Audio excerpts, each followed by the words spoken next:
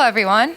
My name is Catherine Larson, and I'm here today to tell you about why I think seaweed is the building material of the future.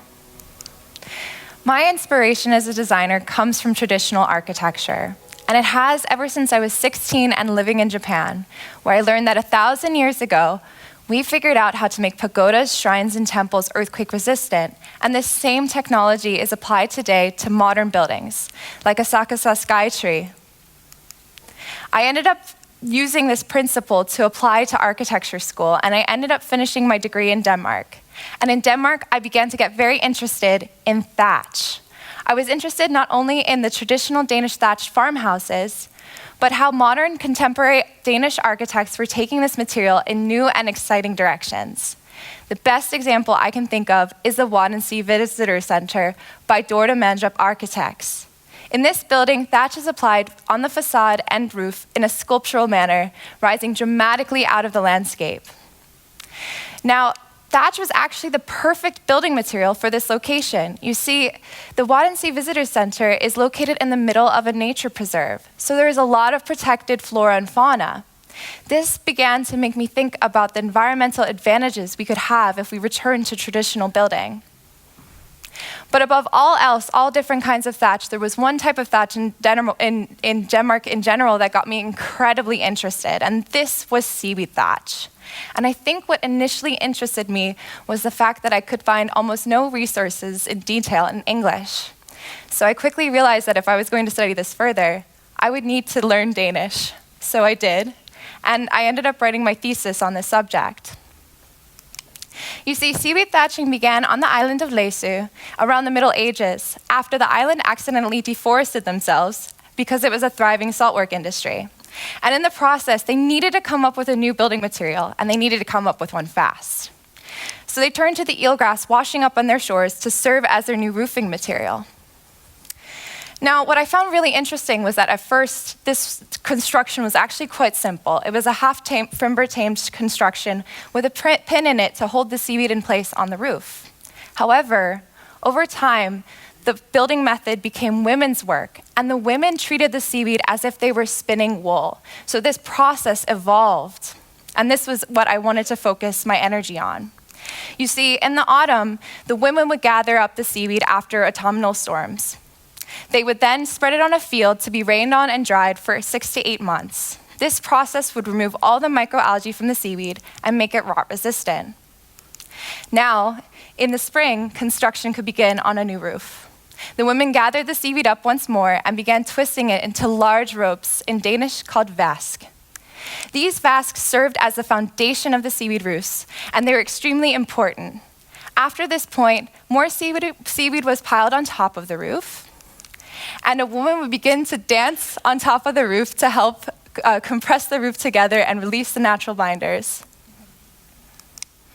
We often think of construction as this conservative, very male-dominated profession, yet on this island, it was the women's role of construction. I knew I wanted to honor this with my own work. Now, unfortunately for eelgrass globally, there was a wasting disease in the 1930s, and this meant that the eelgrass beds around Denmark went from this to this. And this had several consequences, the first being that eelgrass stopped washing up on Læsø almost altogether. The other being that because there was no more eelgrass, they began replacing these roofs with traditional thatch instead of seaweed thatch. And in the process, they almost forgot entirely how to seaweed thatch, were it not for the preservation efforts of about 10 years ago. The other being that around this time in Denmark, there was actually a thriving seaweed export industry that died out as well, because seaweed was used to stuff mattresses, but it was also used as an insulation product. And you can think of insulation as if it's giving your building a nice, big, warm hug. It keeps us warm in the winters and cool in the summers. So this is an incredibly important material for us. And seaweed is actually, eelgrass in particular, is as thermally as insulative as modern mineral wool. So this was actually an incredible resource that we lost and we forgot about over time. And globally, eelgrass is now seen as waste. In fact, the communes of Solrød, Gøl, and Køge throw out about 22,000 tons of eelgrass annually. If we just changed how we were treating this material, we could then harvest again and use it to keep our buildings warm. Now, with all this information and background knowledge in mind, I came up with my concept, a concept to bring seaweed thatch to the modern building industry by creating prefabricated thatched panels. I envisioned that these panels could be used on facade and roof and act as supplementary insulation and at the same time act as a kind of green roof. Because you see, on the islands of Lesu in the summer, up to 30 different plant species grow in these roofs. But where do you find eelgrass? Now, this was very lucky for me because my school's material design lab actually had many kilos of eelgrass and nobody was using it at all. So I got the opportunity to come and play with it. I started off very small scale, 10 by 10 square centimeter thatched models. And with these models, I was experimenting with different gridding patterns and thatching techniques, but also with different natural binders. This is my husband, Lucas Larsen. Yeah, he was my assistant and communications guru for the project. He's also Danish. And together we thatched about 48 different sketch models. Yeah, he really loves me. And